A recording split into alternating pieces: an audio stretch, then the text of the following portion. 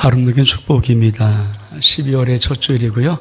이제 한 달 남았습니다. 한 달 동안 정말 잘 마무리하고 또 하나님의 놀라운 은혜 가운데 2026년도를 새롭게 계획할 수 있는 축복이 여러분 가운데 임하기를 주의 이름으로 축복합니다. 저는 국민학교 6년을 다니면서 기억나는 것이 딱 두 가지밖에 없어요. 그 중에 하나가 뭐냐면 사람의 유형에 대한 것입니다. 제가 국민학교 때 이렇게 사람의 유형이 있다고 배웠습니다. 된 사람, 난 사람, 든 사람. 우리 처음에 읽어볼까요? 시작. 인격과 품성이 훌륭하여 참되고 정직한 사람, 난 사람, 능력과 처예술이 탁월하여 부와 명예와 권력을 얻어 출세한 사람, 든 사람, 공부를 많이 하여 지식과 전문 기술이 출중하여 똑똑한 사람. 제가 국어에서 배웠는지 윤리도에서 배웠는지 모르겠지만 제가 기억나는 한 가지가 큰 바위 얼굴입니다. 잊어버리지 않는 큰 바위 얼굴. 어니스타라는 한 주인공이 나오고 농부인데 그가 저 앞에 산에 있는 큰 바위 얼굴을 쳐다보다가 어느덧 그를 닮아가는 사람이었다는 것, 그런 내용입니다. 그 마을에 난 사람이 와요. 대단히 뛰어난 출세한 사람. 저 사람이 큰 바위 얼굴인가? 그도 아니었습니다. 아주 학식이 많은, 지식이 많은 든 사람이 왔습니다. 저 사람이 큰 바위 얼굴인가? 그도 아니었습니다. 사실은 큰 바위 얼굴은 이 어니스트라는 농부였는데 그는 늘 큰 바위 얼굴을 바라봤던 그 사람이었습니다. 그 사람은 크게 뛰어난 기술도 없고 재능도 없고 출세하지 못했고 그리고 많은 지식을 갖지 못했지만 그러나 그의 인격 됨됨이 성품이 정말 정직하고 아름다운 사람이었던 것입니다. 저는 사람의 유형, 그래서 사람은 난 사람 참 중요하고 든 사람 참 중요하지만 더 중요한 것은 그 사람의 됨됨이가 정말 옳고 증가하는 부분을 가지고 있습니다. 사람의 유형을 한의학에서는 이렇게 사상의학 이런 데서는 네 가지로 나눕니다. 태양인, 태음인, 소양인, 소음인. 아마 우리 교회 권사님들 나이 드신 분들 가운데는 아마 저게 무엇인지를 정확히 알 것입니다. 여러분은 혹시 아십니까? 태양인, 태음인, 소양인, 소음인. 저는 소음인에 해당됩니다. 또 사람의 유형을 한의학에서 8체질로 나눕니다. 8체질은 수목금토, 물수, 나무목, 쇠금, 그리고 토지, 토자를 써서 이 수목금토를 음양으로 나눠서 8가지로 나누는 것입니다. 그래서 목양체질, 목음체질, 토양체질, 토음체질, 금양체질, 금음체질, 수양체질, 수음체질. 저마다 장기가 다르고요. 체질이 다르고요. 어느 게 더 강한 게 이르고요. 저는 목음체질에 해당될 것 같습니다. 여러분, 저 동양인들은 이 사람을 건강 위주로 나눈다면은 이상하게 서양 사람은 관계성으로 나눕니다. 그래서 그 사람의 성격이 어떤 것인가. 그래서 에디어그램. 우리 교회가 새가족이 오면 이걸 하고 싶거든요. 왜냐하면 저희 아내가 전문 자격증을 갖고 있어서 또 많이 해봤기 때문에 이걸 통해서 그분이 어떤 분을 대충 알면은 그분을 섬기는데 우리가 좀 더 도움될 수 있을까 해서 애정을 하는데 사람은 성격의 유형에 따라서 9가지로 분류합니다. 그래서 1번부터 9번까지 있고 장 중심, 그리고 가슴 중심, 머리 중심, 그리고 1번부터 9까지 쭉 나옵니다. 여러분 아마 해보신 분들은 어디에 해당되는지 알 것입니다. 저는 8번 지도자의 유형에 해당됩니다. 그리고 또 요새 아주 유행되는 것. 요새 젊은 친구들은 이거 모르면 간첩일 만큼 젊은 사람은 다 이걸 압니다. 그래서 많이 아는 것, 그것이 바로 MBTI입니다. MBTI는 내가 선호도를 어떻게 선호하는 것에 따라서 이렇게 4가지로 나온답니다. 외향각, 내향, 그리고 감각과 직관, 사고와 감정, 판단과 인식. 그래서 MBTI는 16가지 유형이 나오거든요. 아마 연예인들도 가끔 이렇게 프로를 보면은 제가 MBTI를 물어보면 너 뭐냐 이렇게 뚝 들어보면 이 사람이 좀 어떤 것인가 하는데 여러분 경험하신 분들은 저 MBTI가 자기 어떤 유형인지 알 것입니다. 저는 INFP입니다. 잔다락형이라는 그 형이 제 형 같습니다. 여러분, 이런 것들이 사실 우리 동양이나 또는 서양에서 또는 우리 사회 속에서 사람이 어떤 사람인가를 판단하는 기준 중에 하나이기도 합니다. 그러면 여러분, 하나님은 우리의 무엇을 보실까요? 세상의 기준 사람이 판단하는 거 말고 하나님은 우리를 무엇을 보고 판단하실까요? 하나님은 중심을 보십니다. 여러분, 사무엘상 16장 7절에 보면 내가 보는 것은 사람과 같지 아니하니 사람은 외모를 보거니와 나 여호와는 중심을 보느니라. 사람은 외모를 보지만 하나님은 우리의 중심을 보십니다. 여러분, 중심을 본다는 말이 무엇입니까? 이것은 우리 안에 무엇이 들어있는가를 본다는 겁니다. 여러분 안에는 무엇이 들어있습니까? 여러분, 체질 안 바뀝니다. 잘 안 바뀝니다. 성격 타고난 겁니다. 그러니까 많은 사람들 세상에 판단해 계시고 그 사람이 어떤 삶인가를 판단할 때는 그 사람이 어떻게 태어났는가를 봅니다. 근데 하나님은 태어난 나를 보지 않고 네가 어떻게 살았는가를 보는 겁니다. 넌 어떻게 살아왔니? 그것이 하나님 보시는 관점입니다. 여러분은 어떻게 살아오셨습니까? 그리고 어떻게 살아가실 것입니까? 그리고 여러분은 왜 살아오셨습니까? 왜 살아가실 것입니까? 그것을 통해서 우리 내면 속에 어떤 것이 맺혀지는가, 그것을 보는 것입니다. 왜냐하면 하나님은 우리들의 중심을 보시는데 우리 안에 어떤 열매를 맺고 살아가는가, 그 살아간 인생에 그 속에 무엇이 담겨 있는가를 보시고 싶어 하십니다. 여러분, 그래서 오늘 말씀의 제목이 성도의 안과 박입니다. 여러분, 세상 사람들, 저 밖의 사람들은 그 안에 어떤 것을 두고 있을까요? 우리 같이 말씀 보겠습니다. 갈라디아 5장 19절부터 21절까지 말씀. 시작. 육체의 일은 분명하니 곧 음행과 더러운 것과 호색과 우상숭배와 주술과 원수 맺는 것과 분쟁과 시기와 분쟁과 당 짓는 것과 분열함과 이단과 투기와 술취함과 방탕함과 또 그와 같은 것들이라. 전에 너희에게 경계한 것 같이 경계하오니 이런 일을 하는 자들은 하나님 나라를 유업으로 받지 못할 것이요. 사람들은 인생을 살아가지만 여러 가지 직업도 다양하고 잘못해서 살아갑니다. 그런데 그 사람 속에 세상 사람들은 저러한 15개의 열매들이 가득가득 맺혀져 있습니다. 물론 정도의 차이는 있겠죠. 근데 그런 열매들을 맺고 살아갑니다. 여러분, 얼마 전에 상영했던 영화 중에 혹시 여러분이 보셨는지 모르겠습니다. 박찬욱 감독이 만들었던 이병헌 주인공 나오는 어쩔 수가 없다라는 영화 혹시 보신 분이 있습니까? 그렇게 크게 히트치지 않는 것은 한 299만 정도 봤으니까 혹시 여러분 가운데 본 분도 있고 안 본 분도 있을 것입니다. 25년 동안 제지회사를 다녔던 민수라는 사람이 그만 제지회사에서 해고를 당합니다. 여러분, 해고를 당하는데 아이들이 어리고 살아나갈 일이 있고 또 집은 담보로 융자를 많이 받아서 갚아나갈 빚이 있고, 그럼 어떻게 합니까? 열심히 죄첩을 해야 되지 않겠습니까? 그래서 이 민수라는 사람이 열심히 죄첩을 노력합니다. 근데 해도 안 되는 거예요.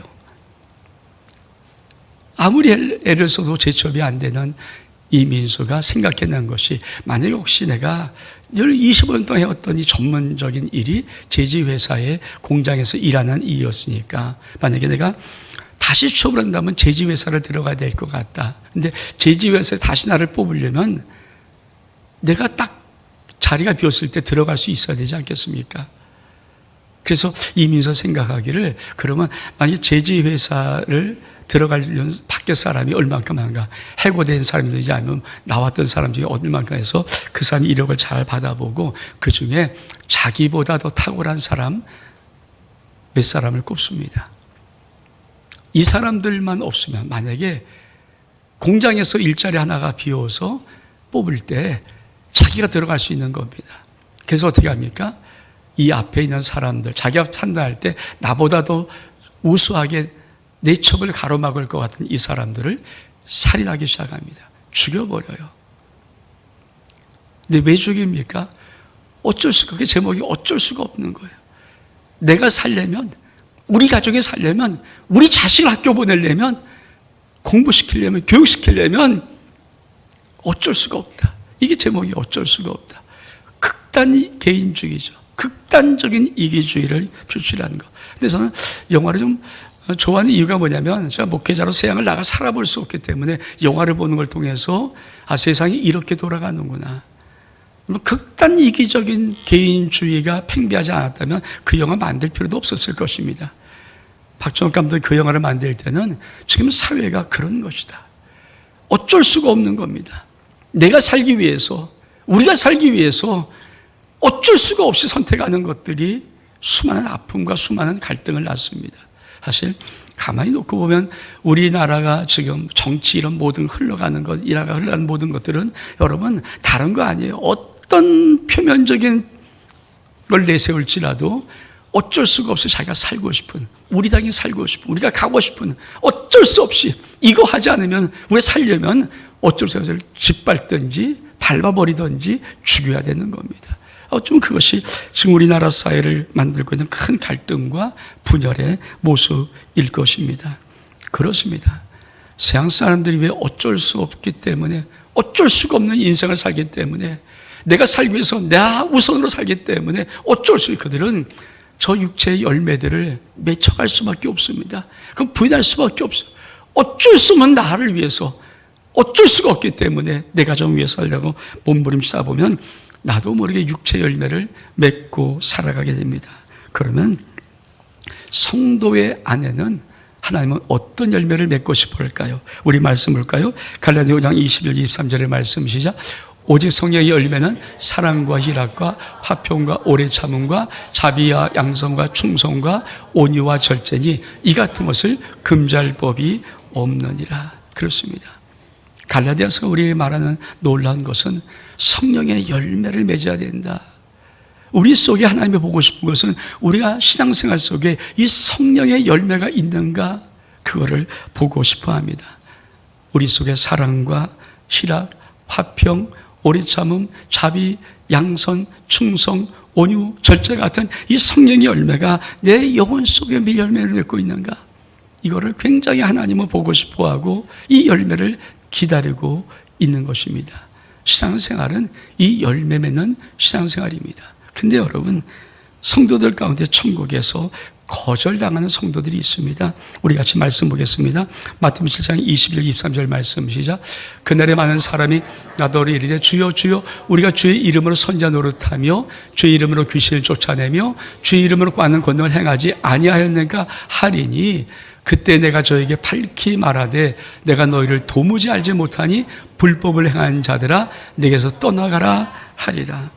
여러분, 성도는 천국 문에 가야 되지 않겠습니까? 근데 천국 문에 갔는데 탈락, 너 못 들어와. 왜 못 들어옵니까? 여러분, 사역의 열매는 있는 것 같아요. 귀신도 내어 쫓습니다. 능력도 행합니다. 주님의 이름을 외치기도 합니다. 근데 우리 하나님 보실 때 네 속에 성령의 열매가 없어. 육체 열매만 가득해. 왜? 육체 열매가 가득하면은 하나님 나라를 유혹으로 받지 못한다고 하나님이 말씀하셨기 때문에. 왜 주님은 이 평가를 하실까요? 여러분, 우리 주님 말씀하신 말씀이 있습니다. 그 나무는 열매로 안다. 그 나무가 어떤 나무인지 열매를 보면 안다. 열매를 보면 그 나무를 볼 수 있기 때문입니다.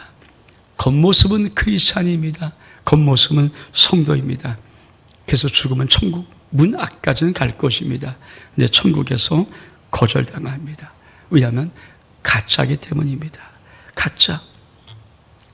겉은 크리스찬인데 속은 육신의 열매만 가득합니다. 그러면 가짜입니다.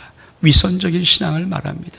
여러분, 예수님 당시에 우리 주님이 그렇게도 강하게 바리새인과 서기관을 책망했던 이유가 있습니다. 바리새인 그 당시에 가장 하나님을 뜨겁게 믿는다고 그렇게 앞장섰던 자입니다.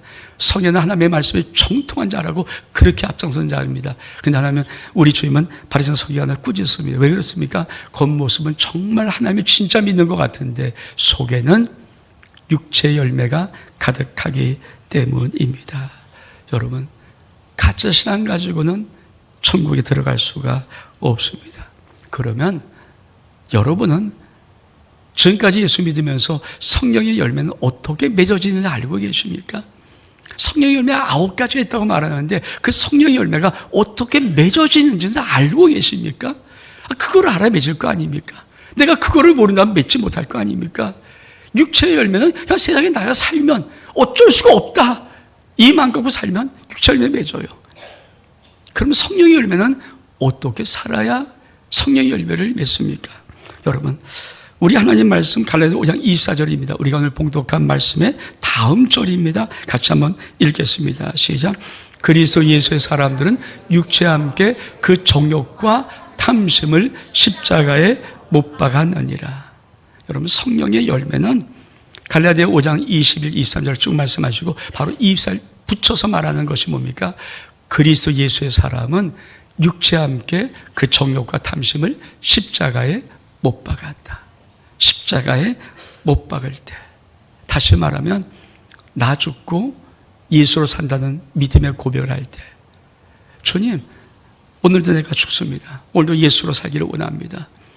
여러분, 매 순간마다, 매일마다, 어떤 문제마다, 어떤 사건 앞에서마다 내가 나오지 않고, 내가 살지 않고, 내가 하지 않고, 주님, 오늘도 주님이 말씀하옵소서. 내 주님의 뜻대로 행하겠습니다. 주님 순종하겠습니다. 주님 나타나시옵소서라고 자기를 죽이는 사람, 그때 죽일 때, 그때 비로소 성령의 열매, 우리 속에 성령이 들어와 있습니다. 그 성령이 열매를 맺고 싶은데 열매 맺혀가는 첫 열매를 맺는 순간부터 자랄 때까지 여러분, 내가 매일매일 순간마다 내가 모든 사건 앞에서, 모든 문제 앞에서, 모든 하루 앞에서 여러분, 내가 나는 죽고 예수 산다는 믿음의 고백과 선포와 그렇게 살아가는 삶을 통해서 우리 속에 성령의 열매가 맺히는데, 이 열매를 금할 법이 없는 것입니다. 이 세상에 어떤 것도 금할 수 없습니다. 근데 여러분 정말 예수 믿고 살면서 오늘도 여러분 죽습니까? 여러분, 어떤 문제, 어떤 사건, 어떤 일 앞에서 오늘도 내가 죽고 예수만 살기 원합니다. 주님, 나는 죽고, 여러분, 육체와 욕정과 탐심이란 말은 나란 말입니다. 내가 죽고 예수로 살아가는 그 삶을 여러분 정말 고백하고 있습니까? 사도 바울은 이렇게 고백합니다. 내가 날마다 죽는다. 왜 이렇게 고백했습니까? 사도는 매일매일 하루의 삶 속에 매 문제 앞에서 그리스도보다 앞서가지 않고 예수보다 앞서 생각하지 않고 항상 주께 복종하면서 주님 뜻대로, 주님 말씀대로 예수 앞에 당신이 죽은 모습으로 살아갔던 그 삶을 살아서 성령의 열매를 맺는 것입니다. 내가 예수 믿지만, 내가 열심히 모든 일 다 하지만, 내가 나의 삶의 현장에 매일매일마다 주님, 내가 죽고 예수님이 나타나기를 원합니다. 주님, 이 고백하지 않으면 내가 정말 모든 순간, 모든 문제, 우리 앞에 얼만큼 많은 문제와 결정할 것이 있습니까? 그럴 때마다 주님, 내가 앞서지 않고 주님이 하시옵소서. 주님을 앞세우지 아니하면 내 속에는 성령의 열매는 맺혀지지 않습니다. 근데 내가 매일 그렇게 고백하고 매 사건, 매 문제마다 내가 예수 살고 내가 주는 그 모습으로 내가 계속 선포하고 산다면 그 속에서 성령의 열매가 끊임없이 자라는 것입니다. 그래서 성령의 열매를 맺히는 거예요. 여러분, 전 여러분의 심령 속에 이런 은혜가 있기를 축복합니다. 나는 죽고 예수로 살아가는 은혜가 있기를 원합니다. 아멘? 한번 따라해 볼까요? 나는 죽고 예수로 삽니다. 그거를 진짜 모든 문제 앞에, 모든 사건 앞에, 모든 일 앞에, 매일매일 앞에 내가 그렇게 고백할 때마다 성령이 우리 안에 들어와서 놀란 성령의 열매를 놀랍게 맺혀가는 것입니다.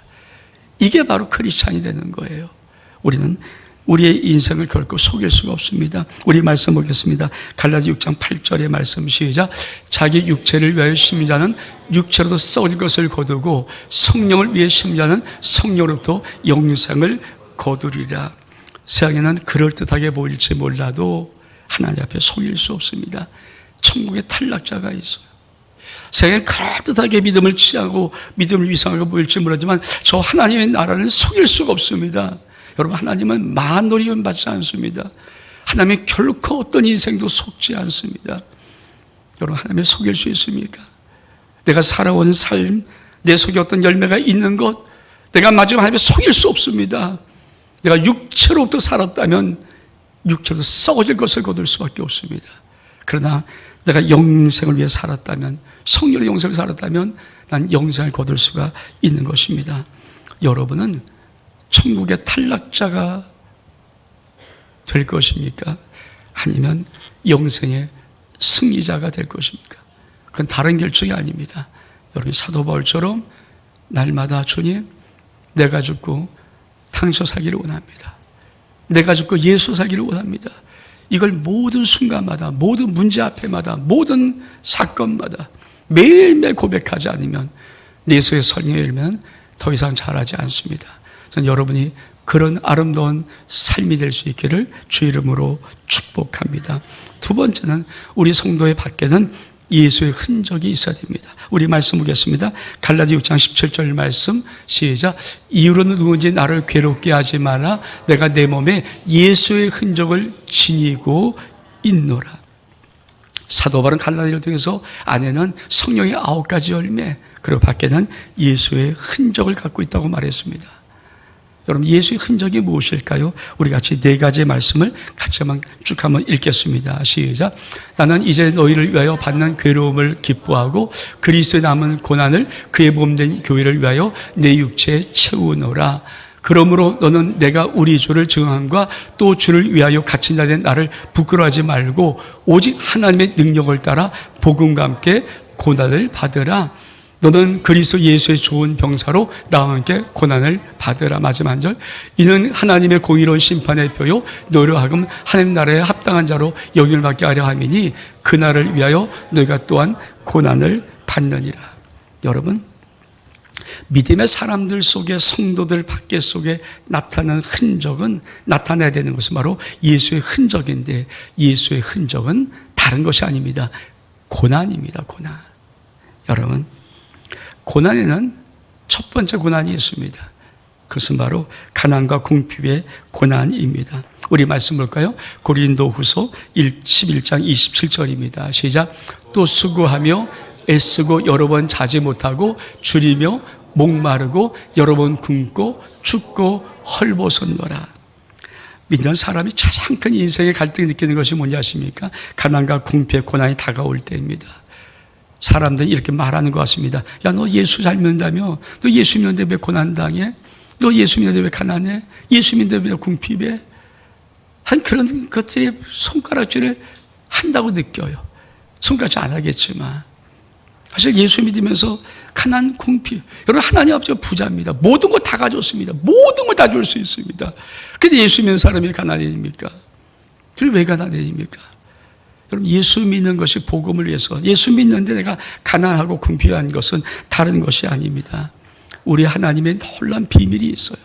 그것을 우리 말씀 볼까요? 빌립보서 12절 말씀 시작. 나는 비천에 처할 줄도 알고 풍부에 처할 줄도 알아. 모든 일곱 배부름과 배고픔과 풍부와 궁핍에도 처할 줄을 아는 일체의 비결을 배웠노라. 일체의 비결을 배우지 못하면, 여러분, 저는 목회하면서 많이 봤어요. 예수 믿는 사람들 가운데 잘된 사람들 예수 신나게 잘 믿습니다. 그런데 어느 날 인생이 망해요. 가정이 망해요. 막 이상해져요. 그러면 슬쩍 교회를 떠나버립니다. 왜 그럴까요? 하나님께 화가 났다는 거죠. 내가 예수 믿는데 하나님께 이렇게 대할 수 있습니까?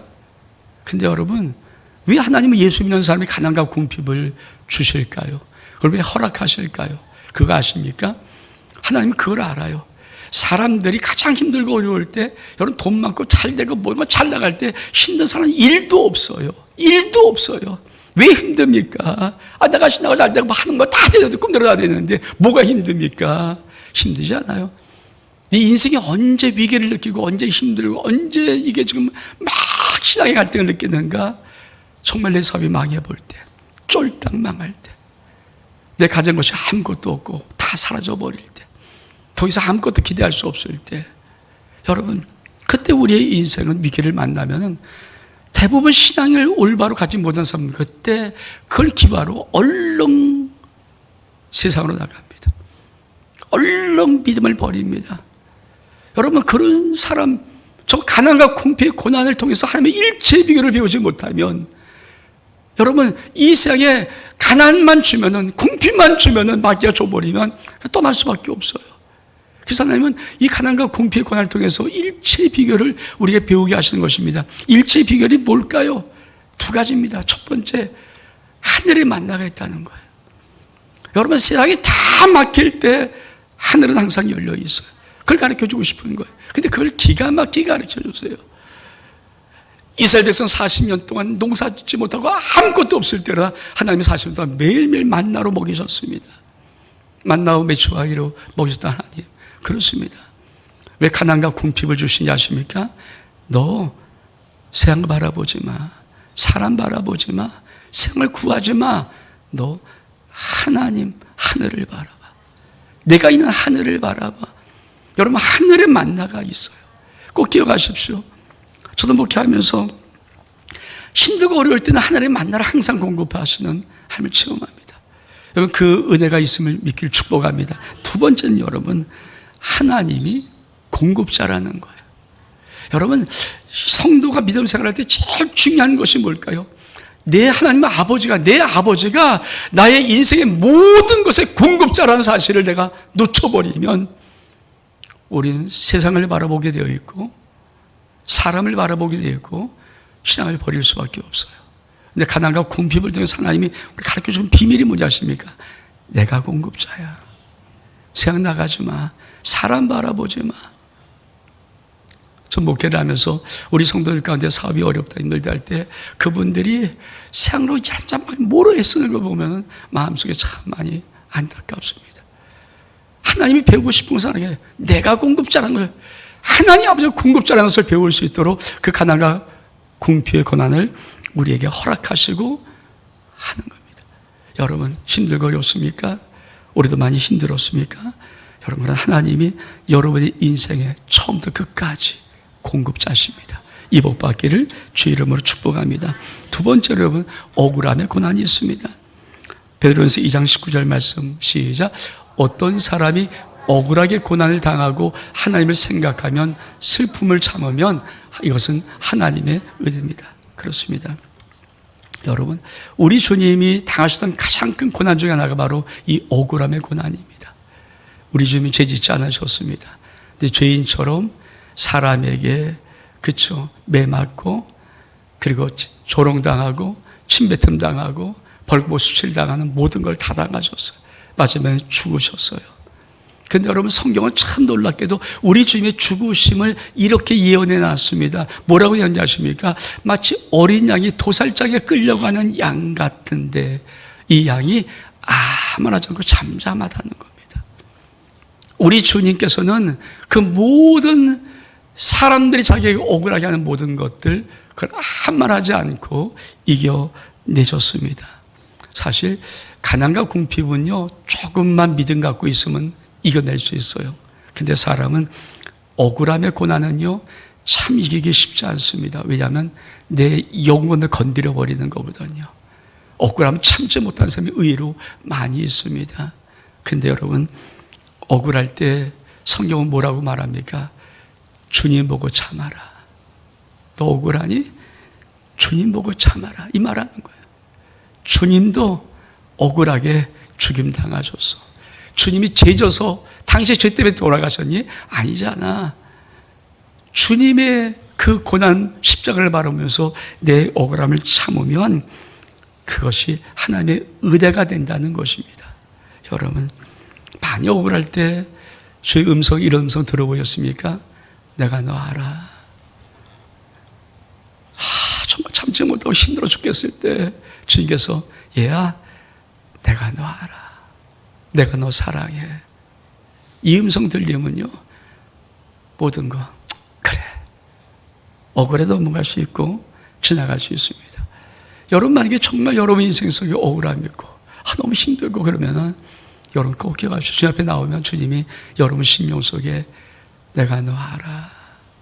사람은 몰라도, 세상은 너를 몰라도, 다른 사람 너를 어떻게 평가할지 몰라도 나는 너를 알고 너를 사랑해. 이 은혜가 있기를 주의로 축복합니다. 세 번째 고난은 육체의 고난입니다. 우리 말씀 보겠습니다. 베드로서 4장 1절과 2절의 말씀입니다. 시작. 그리스도께서 이미 육체의 고난을 받으셨으니 너희도 같은 마음으로 갑옷을 삼으라. 이 육체의 고난을 받는 자는 죄를 그쳤음이니 그 후로는 다시 사람의 정욕을 따르지 않고 하나님의 뜻을 따라 육체의 남은 때를 살게 하려 함이라. 육체의 고난은 감기 정도를 말하는 것이 아니라 큰 위기의 질병입니다. 암 같은 위기의 질병이 다가올 때 그건 어떤 의미를 가지고 있는가? 여러분, 예수 믿는 사람이 왜 병듭니까? 예수 믿는 사람이 왜 병듭니까? 여호와 라파라니 앞에서 왜 병듭니까? 여러분, 벌 받은 겁니까? 아니에요. 예수 믿는 사람들이 때로 큰 육체 고난을 받을 때 우리 성경은 이렇게 말합니다. 육체의 고난을 받는 자는 죄를 그쳤습니다. 여러분, 감기 정도 걸리면 상관없지만 암 선고 받고 진짜 암 투병하기 시작하면 죄질 마음이 있어요? 욕정이 일어나요? 명예욕이 살아요? 그럴 필요 없어요. 세계 어떤 것도 필요 없습니다. 생명의 위기 앞에서 그게 무슨 의미가 있어요? 죽음의 고통 앞에서 그게 무슨 의미가 있어요? 아무런 의미 없어요. 그래서 뭡니까? 성경 말하죠. 죄를 그치게 만들어요. 그뿐이라 더 중요한 말씀이 있습니다. 그것이 뭡니까? 하나님의 뜻을 따라 육체의 남은 때를 살게 하랍니다. 이게 무슨 말씀이에요? 여러분, 정말 심각한 내 육체 속에 위기가 오면요, 하나님이 이렇게 말씀하는 거예요. 이제는 나를 위해 살아. 사실 우리가 육체가 건강하면 어떻게 살아가는 줄 아십니까? 쉴 틈 없이 살아갑니다. 정말 바쁘면 살아갑니다. 수많은 바빠요. 진짜 바빠요. 쉴 틈도 없어요. 몸부림을 쳐요. 근데 여러분, 그렇게 쉴 수 없이 살고 인생을 살아서 그렇게 허덕이만 살아서 마지막 천국 갈 수 있습니까? 어떻게 갈 겁니까? 근데 육체의 고난이 딱 오면요, 그런 모든 수고를 할 수가 없어요. 못해요. 그 쉬는 공간을 통해서 뭡니까? 너희 남은 육체의 때를 이제는 나를 위해 살아. 쉽게 말하면 너 천국 준비해, 이 말이야.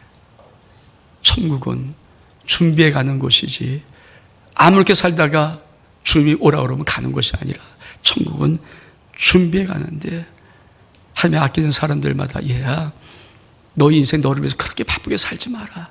이제는 나를 위해 살고 하나님 나를 위해 살고 복음을 살리고 천국을 좀 준비했으면 좋겠다. 이것이 바로 육체의 고난의 의미입니다. 여러분, 이런 흔적들이 우리 속에 있을 때 그것이 바로 예수의 흔적이 되는 것입니다. 근데 결코 고난이 아닌 것이 있어요. 우리 말씀 볼까요? 베드로전서 2장 20절 말씀 시작. 죄가 있어 매를 맞고 참으면 무슨 칭찬이 있으리요? 그러나 선을 행함으로 고난을 받고 참으면 이는 하나님 앞에 아름다우니라. 내가 죄진 다음에 내가 매 맞는 거, 그거 고난 아닙니다. 여러분, 많은 사람들이 자기가 선택하고 자기가 결정하고 자기 마음대로 하고 하며 물어보지 않고 한 모든 것을 그걸 통해서 어떤 고난을 당해요. 그건 고난이 아니라 벌입니다. 벌. 내가 내 멋대로 산 벌, 내가 멋대로 산 벌, 내가 내 멋대로 결정한 벌, 그건 벌을 받는 거고 심판을 받는 거예요. 그래서 죄가 있어 매를 맞고 있으면 칭찬 없다. 이건 고난 아니다. 여러분, 죄를 통한 고난은 절대 고난이 아닙니다. 여러분, 이 고난은요, 정말 주를 위해서 받는 이 고난은요, 주님께서 말씀 팔복의 가장 귀한 복 중에 하나입니다. 우리 말씀 읽어볼까요?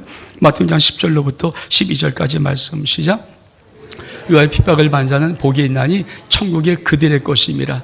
나로 말미암고 너희를 욕하고 박해하고 거짓으로 거스려 모든 악한 말을 할 때는 너에게 복이 있나니 기뻐하고 즐거워하라. 하늘에서 너희의 상이 큼이라.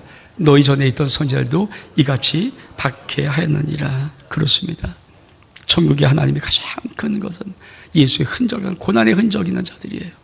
그것이 가난과 궁핍이든 그것이 애매한 정말 억울한 고난이든 그것이 내 인생 속의 육체의 고난이든 간에 그 고난을 통해서 여러분 오직 하나님 앞에 영광 돌리는 삶을 살기 시작하면 그것이 바로 사도 바울이 말한 내 몸에 예수의 흔적을 가졌다는 예수의 흔적입니다.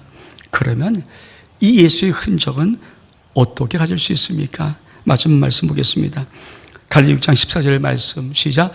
그러나 내게는 우리 주 예수 그리스도의 십자가 외에 결코 자랑할 것이 없으니 그리스도로 말미암아 세상이 나를 대하여 십자가에 못 박히고 내가 또한 세상을 대하여 그러하니라. 여러분, 성령의 9가지 열매는 내가 날마다 죽고 예수를 사랑하는 살 때 그 매일매일 나의 삶 속에서 열매를 맺어가는 것입니다. 이 열매가 커가는 거거든요. 근데 예수의 흔적은 다른 것이 아닙니다. 세상이 십자가에 못 박혀야 돼요.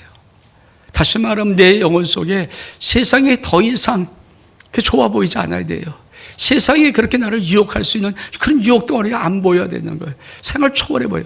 솔직히 여러분, 진짜 고난의 궁핍에서 한복판에서 주님의 도우심 받으면 세상 구걸하지 않습니다. 여러분, 내 인생 삶 속에서 어떤 억울함이 있을지라도 주님이 나를 찾아와서 내가 너 알아, 너 사랑해 한마디 해주시면요, 이 세상에 무슨 평가, 무슨 비판, 무슨 어떤 거 두려워하지 않습니다. 그거 문제되지 않습니다. 내 어떤 육체의 질병에 그 순간이라도 주님의 은혜 깨닫고 남은 때를 주를 살아가는 심령 속에 세상에 무슨 유혹이 있겠습니까? 욕심이 있겠습니까? 없어요. 여러분은 세상에 십자가에 못 박힌 자들입니까? 또 나가서 여러분, 내가 십자가에 못 박혀 죽으면 돼요. 세상에서 나를 볼 때. 여러분, 세상이 누굴 유혹한지 아십니까? 써먹을 수 있는 사람. 아직도 왔다 갔다 하는 사람들은 유혹해요. 미혹해요. 어떻든 끌어들이려고 했는데 이미 십자가에 죽어버린 사람은 세상은 건들지 않습니다. 왜? 밥맛이 없거든요. 세상이 볼 때 밥맛 없는 사람이 있어요. 여러분, 신앙은 솔직히 내가 하나님께 결단하고 내가 정말 예수와 함께 죽어버리면요, 세상은 나를 유혹하지 않아요. 근데 내 마음에 아직도 두 가지 마음이 있어갖고 아직도 세상에 한 발, 주님께 한 발, 세상께 기웃, 주님께 기웃 왔다 갔다 하면요, 세상은 나를 아주 기가 막힌 먹잇감으로서 나를 유혹하려고, 미혹하려고, 어떻든 자기 편으로 만들려고 애를 씁니다. 그래서 정말 예수의 흔적을 가지려면 세상도 십자가에 나를 위해서 죽어야 되고, 나도 세상이 볼 때 십자가에서 내가 죽어야 됩니다. 세상과 내가 동시에 죽어버리면 여러분, 나는 세상 유혹받지 않고 예수의 흔적을 가지고 살아갈 수 있습니다. 여러분, 진짜 신앙이 뭘까요? 무슨 일을 많이 하는 것일까요? 열심히 뭘 하는 것일까요? 그런 거 아닙니다. 하나님 보시는 진짜 신앙은 성도들 속에, 당신의 자녀 속에 성령의 9개 열매가 어떻게 맺어지고 있는가, 더 나가서 그 심령의 밖에는 예수의 흔적이 있는가, 이거를 보십니다. 이 은혜가 여러분의 살아가 남은 인생 속에 있기를 주의 이름으로 축복합니다. 우리 일어서겠습니다.